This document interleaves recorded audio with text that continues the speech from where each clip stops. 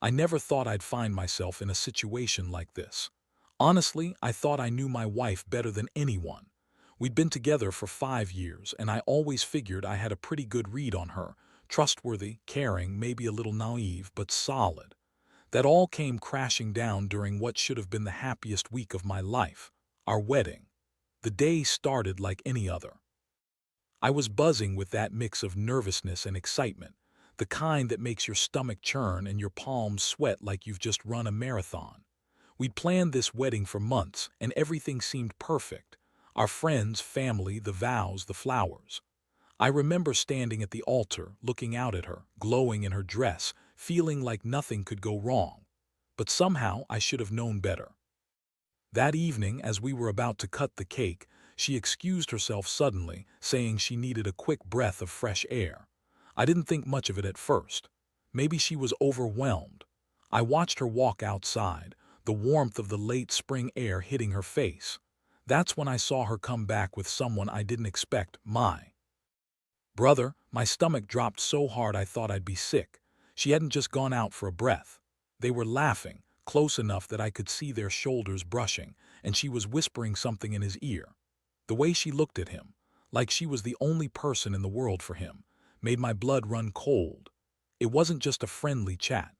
I could see the way her hand rested on his arm, how her eyes sparkled with that careless intimacy I had never suspected she'd have with him. I didn't say a word at first. I just stayed hidden behind the pillar watching, not wanting to believe what I was seeing. My mind raced. That's when I noticed the small, crumpled piece of fabric in her hand, the hem of his shirt slightly torn and her fingers clutching it like it was a lifeline. That fabric was from her dress. I recognized the thread pattern. It was torn from the side seam, and I could see her trembling as she whispered something into his ear, her face flushed and completely lost in the moment. When they finally parted ways, she hurried back inside, her face pale as a ghost. She didn't see me standing there. I wanted to shout, to run after her and demand answers, but I was rooted to the spot. My chest felt tight like I'd been punched in the gut, and my palms were slick with sweat. All I could do was stand there, watching her disappear into the house, knowing that everything I believed in was shattered. I waited until she was inside, then I went out back and checked the trash bin. There, on top of the garbage, was a lipstick-stained napkin with her lipstick smudged on it, evidence I didn't want to find but couldn't ignore. I stared at it for what felt like forever. My hands clenched into fists. That night was a blur. I sat alone on the balcony, the cool night air prickling my skin as I stared at the stars, trying to piece things together. How could she do this? How could she cheat on me during the week we were supposed to be celebrating our future? The worst part. I'd never suspected a thing. She'd been so careful I thought she was perfect. But the signs had been there. Little things I brushed off, late nights out, secretive silences, a weird smell on her clothes I thought was perfume but turned out to be something else.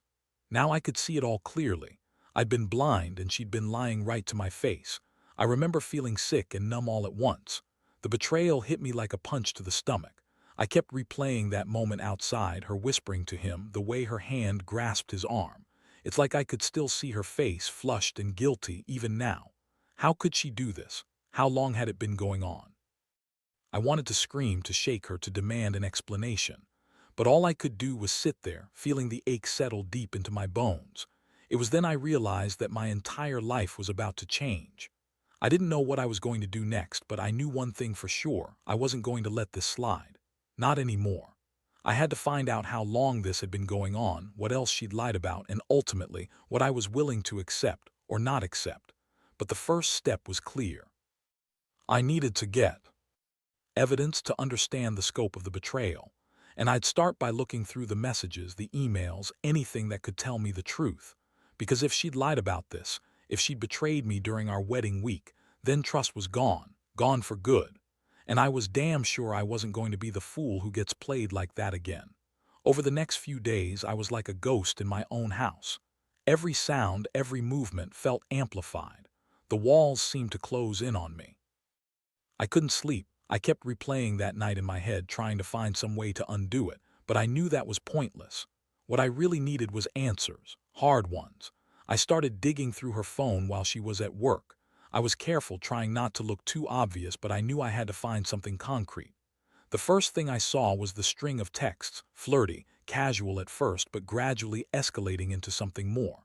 There were late-night messages, emojis, teasing comments. I don't know what I expected, but seeing it all laid out in front of me hit harder than I thought it would. One message caught my eye. It was from her to him, sent the night before the wedding. It read, "Can't wait to see you tonight. I've been dreaming about this."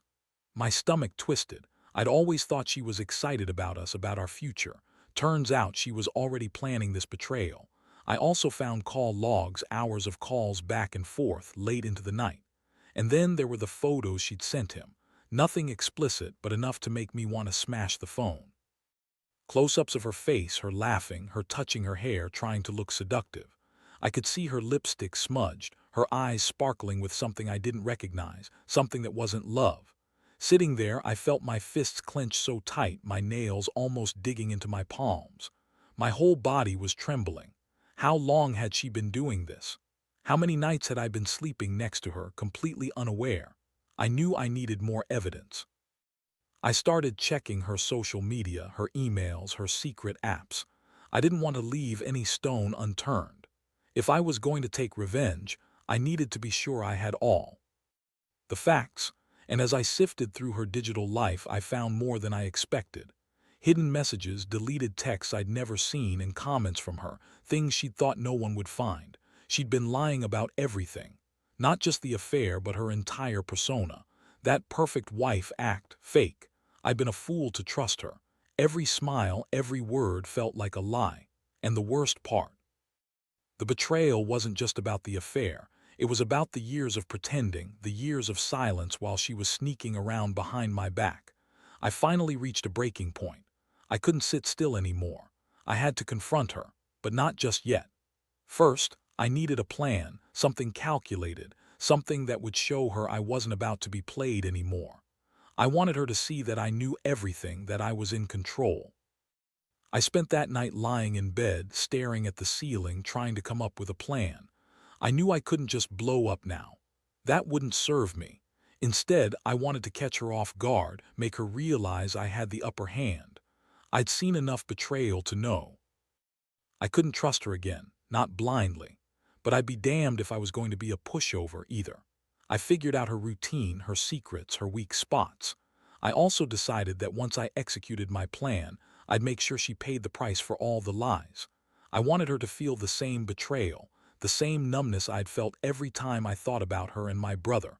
Only, I'd make sure she knew it was her own fault. The real revenge, I realized, was in her losing everything she thought she had. Her trust, her peace, her sense of safety. I was going to give her a taste of her own medicine, and I'd do it in a way that would leave her no room for denial or excuses. She'd finally see what it felt like to be truly betrayed on her terms. I kept her phone in my pocket that night, the plan forming in my mind. I knew what I was about to do would change everything. But I didn't care. I was tired of feeling numb, tired of feeling like I was drowning in betrayal. It was time to take control. Time to make her understand that she couldn't mess with me and get away with it. Not anymore. The plan started to take shape in my mind, clear and cold as a blade. I knew I couldn't just confront her blindly. I had to have everything in my favor. I stayed up that night, lying on the couch, staring at the ceiling, trying to piece together the perfect execution. I had the evidence, her messages, the photos, the secret calls, and I knew exactly what I wanted her to see. It was about making her realize she'd lost control, that I wasn't the naive guy she thought I was. The first move was to create a scenario where she would be caught red-handed, but in a way that would leave her nothing to deny. I didn't want to just yell or scream. Anyone can do that. I wanted her to feel the sting of betrayal sharply, to see herself for what she really was. I needed her to confront her own lies in front of everyone, to make her realize that her carefully crafted mask was about to fall apart. So, I started planting the seeds. I secretly contacted a friend I knew she trusted, someone who could be a witness, someone who would be there at the right moment when she least expected it. I also arranged to have her phone synced with a second device I secretly set up. That way, I could monitor her messages, her texts, even her calls without her knowing. It was a game of patience, but I was willing to wait. Over the next couple of days, I watched her every move. She seemed normal, happy, somewhat distracted, maybe trying to cover her tracks, but I knew better. I could see her sneaking little moments of anxiety, glances over her shoulder, her fingers nervously tapping on her phone. She was getting ready to keep up the lie, but I was already several steps ahead. That weekend, I told her I was going out with some friends. I left early, knowing she'd be alone in the house. As soon as I was gone, I activated my plan. I called her trusted friend, confirmed the setup, and made sure everything was in motion. Then I sat back, waiting, my stomach nodding with anticipation. The scene played out exactly as I wanted. She was in the house, unaware that I had set her trap. Suddenly, the doorbell rang, an unannounced visitor. She answered it, and I had already briefed the friend to arrive with a camera. She looked stunned when she saw him. Nothing about her reaction was rehearsed. Her face drained of color, her eyes darted around as if trying to find a way out. That's when her friend calmly introduced himself as a mutual acquaintance, here to talk about something urgent, and prompted her to sit down. From my hidden vantage point, I watched her carefully. Her hands trembled slightly as she sat on the couch, her face pale. The camera recorded everything, her reactions, her body language. I didn't want her to know I was watching yet. I wanted her to believe she was caught entirely off guard, that her secrets were exposed without her knowledge. What I didn't expect was her immediate reaction. She tried to deny it at first, obviously caught off guard. "What are you talking about? This is crazy," she said, her voice trembling, but her eyes betrayed her. The evidence in her phone, her own messages, were enough to crush her. The moment she saw her own words, her face contorted with shock and rage. The best part was her silence. Afterward, she sat there, ashen, unable to speak, the weight of her lies crashing down on her like a tidal wave. I was watching all of it unfold, feeling a strange mixture of anger and satisfaction. My plan had succeeded in making her realize she had no control anymore. She was cornered, vulnerable. When I finally stepped into the room, I saw her eyes dart to me, suddenly aware I'd been watching all along. Her face twisted into a mix of guilt and fury. I didn't say much, just looked her right in the eyes and said, "I've seen everything. All the lies, all the cheating. You thought you could get away with it. Well, you're not just cheating on me, you're destroying everything we built." The confrontation was intense. She tried to blame me, to say I must have done something wrong, but her words felt hollow. She knew she'd lost control. Her breathing was ragged, her voice barely above a whisper. That's when I handed her the phone.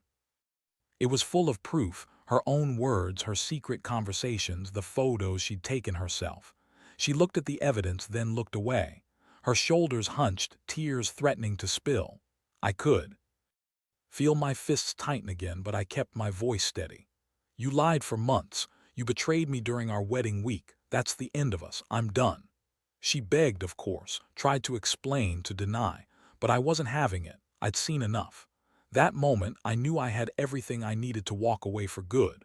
I told her that I was leaving, that I didn't want to see her face again until she was ready to take responsibility for what she'd done. As I packed a bag and left the house, I felt a strange sense of relief, like I finally took back some control. I didn't look back. I knew she'd never admit to her lies, not fully. But I also knew I'd made her face herself. That was enough. The fallout was swift. She tried to reach out, begged for forgiveness, but I blocked her every way. That night, I handed over the keys to the house and filed for divorce. I wanted her to understand that her actions had consequences, that I wasn't going to be her fool anymore. I had to take that first concrete step away from her, an act of reclaiming myself from the betrayal. And honestly, it felt damn good, because sometimes you need to hit rock bottom to realize you're better off without someone who tears your life apart with lies. The days after I left her house were a blur of numbness and sharp clarity. I felt like I was walking through a fog, but inside I was painfully aware of what I'd done and what I'd lost. Still, I knew I couldn't let myself get swallowed by the darkness. I needed to keep moving forward, to reinforce my boundaries, to solidify the decision I'd made. The revenge plan was in motion, but the real work was just beginning. I had already handed over the keys and filed for divorce, but I wasn't going to leave it at that. No, I wanted her to feel the full weight of her betrayal, to understand that her lies had consequences far beyond my heartbreak. So I made sure she knew I had everything, the evidence, the plan, and the strength to walk away with my head held high. One of the hardest parts was seeing her try to reach out afterward. At first, she sent texts, apologetic, frantic, pleading. I blocked every number she used, refused to give her the satisfaction of my response. But I knew better than to ignore her completely. I wanted her to see that I was done, that she no longer held sway over me. That's why I started leaving little reminders of her betrayal in places she'd find them. I planted her own phone in her mailbox with a note attached. "You lost me the day you lied. Don't bother trying again." I left her a copy of the evidence she'd never be able to explain away, screenshots, messages, the photos, on a flash drive tucked inside a box of her personal stuff I dropped at her doorstep. When she finally got those, the shock in her voice was a sweet balm. But revenge isn't just about punishing someone, it's about reclaiming your life. So I focused on myself. I took long walks, cleared my head. That first night alone in my apartment felt strange, almost surreal. The silence was deafening but oddly peaceful. I'd spent so long living in chaos, trying to keep everything together, that now I was finally able to breathe. I also got some help. I talked to friends, people I trust, and a counselor. I needed to process all of this, how someone you love could turn out to be a stranger, how the trust you built could crumble so quickly. I realized I'd been holding on to a fantasy, an illusion of who she was. Facing that truth was painful but necessary. One thing I kept in mind was that I'd never let her see me broken.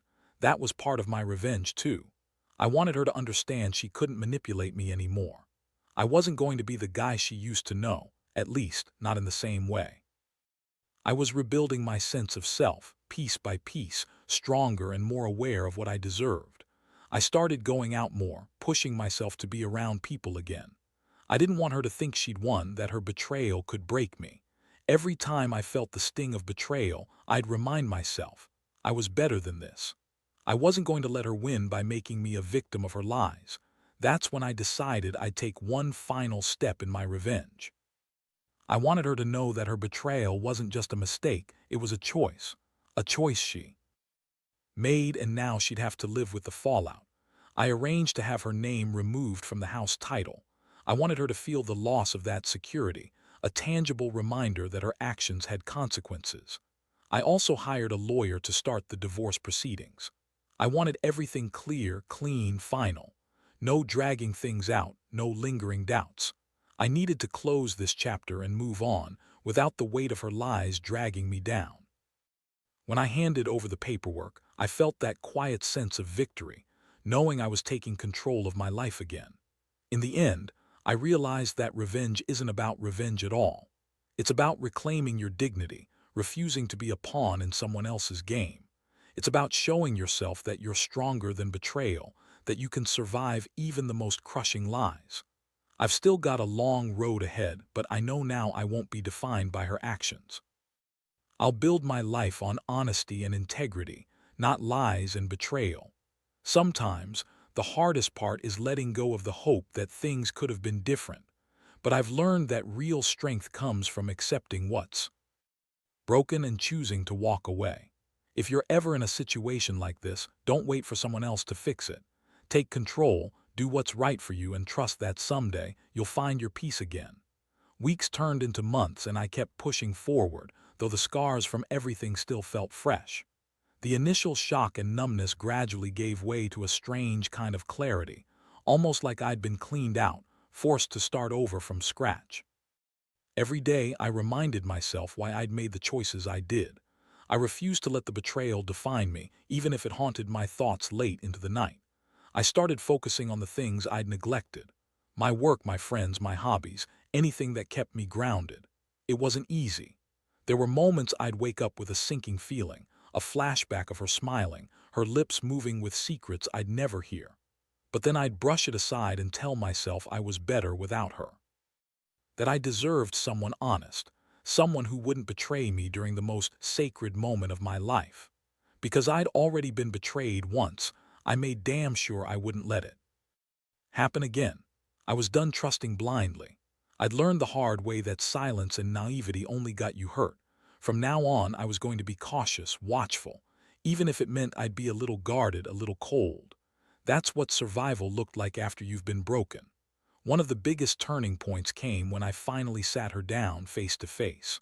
I told her I wanted closure, not for her to beg or plead, but just to look her in the eyes and say everything I'd been holding back. She showed up at my new place looking fragile, like she hadn't slept in days. Her eyes were red, her voice shaky. "You really think you can just walk away and everything's fine?" she asked, voice trembling. "I don't think anything," I replied. "I know what you did. I saw the evidence. I saw your lies, and I realized I was better off without you. You chose to betray me. I didn't force you. Now I want to hear you say it. Say you lied. Say you cheated." She hesitated, then looked away. For a moment, I thought she might burst into tears or try to manipulate me again, but she only nodded slowly, her shoulders slumping. "Yeah," she whispered. "I was wrong. I messed everything up. I'm sorry." I didn't bother to argue. I just looked at her, feeling nothing but a cold, distant satisfaction. Her apology was empty, hollow. Even the guilt in her eyes seemed forced. I knew better than to believe she'd feel genuine remorse. Not anymore. I'd seen her true face. That's when I handed her back the evidence I'd kept, her own phone, the copies of her texts, the photos. "Take it," I said. "That's everything. You can't pretend anymore. You made your choice. Just don't expect me to come back or forgive you." She looked at the pile of proof, tears spilling down her face. "Please," she begged, voice cracking. "Can't we just start over?" I shook my head. "No, I'm done. You lost me the day you chose to lie. I'm done with the lies, the betrayal, the fake smiles. It's over. And I'm finally free." As I turned to walk away, I felt a strange mixture of relief and exhaustion. I'd taken back my power, but it had come at a cost. Still, I knew this was the final chapter. I was no longer her victim. I was the one in control now. That realization pushed me to finally breathe again. The fallout was quiet but profound. She disappeared from my life entirely. No calls, no messages, no lingering contact. I felt the weight of losing her, but also a strange sense of liberation. I didn't need her anymore. I'd learned that the hard way. The trust was broken beyond repair, but I'd rebuilt myself from the ashes. Looking back, I understand that revenge isn't about hurting someone just for the sake of it. It's about reclaiming your dignity, taking back what was stolen, and proving that you're stronger than the betrayal. I don't regret the steps I took. I only regret letting her get so close in the first place. If I could give advice to anyone in a similar situation, it'd be this: don't wait for an apology that never comes. Take control. Gather your evidence, confront your betrayer with honesty, and walk away knowing you're better off without their lies. Sometimes, the greatest revenge is simply living your life without them, and proving that you can survive even the deepest wounds. Now that I've made it through the worst, I find myself in a strange place, not exactly healed, but definitely stronger than I was before. The days after everything settled felt surreal. I'd spent so much time being numb, feeling betrayed, that I almost forgot what it was like to breathe freely without that weight pressing down on my chest. In those quiet moments, I reflected on what I'd done. I handed her the final pieces of proof, closed the door on that chapter, and took real steps to move on. I filed the divorce papers, handed over the keys, and blocked her on every platform. Watching her fade out of my life was like finally peeling off a stubborn, itchy layer of skin. It hurt at first, but then I realized how much lighter I felt without her in my field of vision. I also took practical steps. I started going to therapy to work through the anger and betrayal I'd carried for so long. I realized how much of my trust had been shattered, not just in her but in myself too. Could I trust again? Would I ever believe in love the same way? Those questions still linger. But I knew I'd get there eventually, one day at a time. Most importantly, I learned that revenge isn't about getting even, at least, not in the way most people think. For me, it was about reclaiming my dignity and proving that I wouldn't be a victim of her lies. I needed her to see that her choices had consequences, and that I was capable of walking away with my head held high. that the betrayal wasn't going to define my life anymore. I also made a conscious decision to focus on myself, to rebuild what was broken and to trust again, slowly, carefully. It's not easy. Sometimes I still catch myself wondering why. Why her? Why him? But I remind myself that I don't need those answers anymore. What matters is that I'm choosing to move forward. There's a certain peace in knowing I took control of my story. No longer the betrayed husband, but the man who refused to be destroyed by deception. I've learned that sometimes the best revenge is living well, living honestly with myself. I've started dating again cautiously but with a new sense of awareness. Trust is fragile, but I'm willing to rebuild it, one honest step at a time. Looking back, I see how much I've grown from this experience. It's a painful growth, no doubt. But if there's one thing I can say for sure, it's this. I'll never let someone else's betrayal rob me of my peace again. I'll never let myself be blind enough to miss the red flags. And I'll always be grateful that I finally found the strength to walk away, no matter how tempting it was to stay and fight for something that was already lost. So here's my final piece of advice. Trust yourself, trust your instincts, and never sacrifice your dignity for someone who doesn't deserve it. When the betrayal comes, don't play the victim. Be the one in control. Reclaim your life even if it hurts, because in the end, that's the only way to truly heal.